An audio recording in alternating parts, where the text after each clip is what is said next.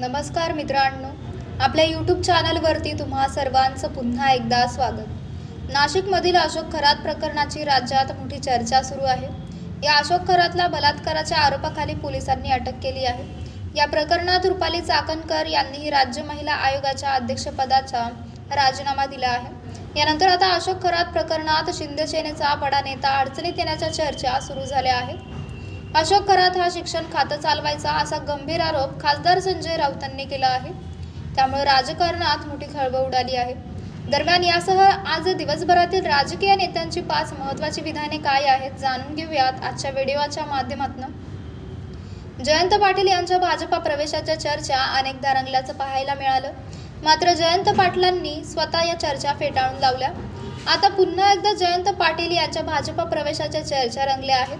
माजी खासदार संजय काका पाटील आणि मंत्री चंद्रकांत पाटील यांनी केलेल्या वक्तव्यामुळे या चर्चांना उधाण आलं। संजय काका पाटील यांनी म्हटलं होतं की जयंत पाटील भाजपामध्ये जाण्यासाठी आग्रही होते।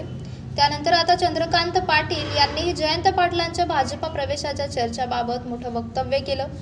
चंद्रकांत पाटील म्हणाले की जयंत पाटलांच्या भाजपा प्रवेशाचे संजय काका पाटील हे फक्त साक्षीदार आहेत, मात्र मी त्या प्रक्रियेतील पार्ट अँड पार्सल आहे, त्यामुळे मला जास्त बोलायला लावू नका, अन्यथा त्यांना त्रास होईल, असं मंत्री चंद्रकांत पाटील यांनी म्हटलं। नाशिकमधील भोंदूबाबा अशोक खरातला पोलिसांनी अटक केली असून त्याच्यावर गंभीर आरोप करण्यात आले आहेत। याच अशोक खरात बरोबर राज्यातील अनेक मंत्री आणि मोठ्या नेत्यांबरोबर असलेले फोटोही समोर येत आहेत। यामध्ये दीपक केसरकर यांचेही फोटो व्हायरल झाले। यावरून खासदार संजय राऊतांनी दीपक केसरकर यांच्यावर जोरदार टीका केली।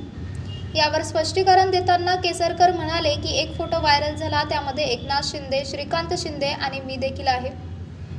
तो फोटो श्री ईशानेश्वर मंदिराच्या रस्त्याच्या मागणीसाठी अशोक खरात मुंबईत आला होता, तेव्हाचा तो फोटो आहे। तो रस्ता देखील झाला। शेवटी ईशानेश्वर मंदिरामुळे माझी आणि अशोक खराताची ओळख झाली, ही वस्तुस्थिती आहे। मी स्वतः देवभक्त असल्यामुळे एकदा शिर्डीला जात असताना सिन्नरमध्ये हे ईशानेश्वर मंदिर असल्यामुळे कधीतरी त्या ठिकाणी जाणं होत होतं, असं दीपक केसरकरांनी म्हटलं आहे।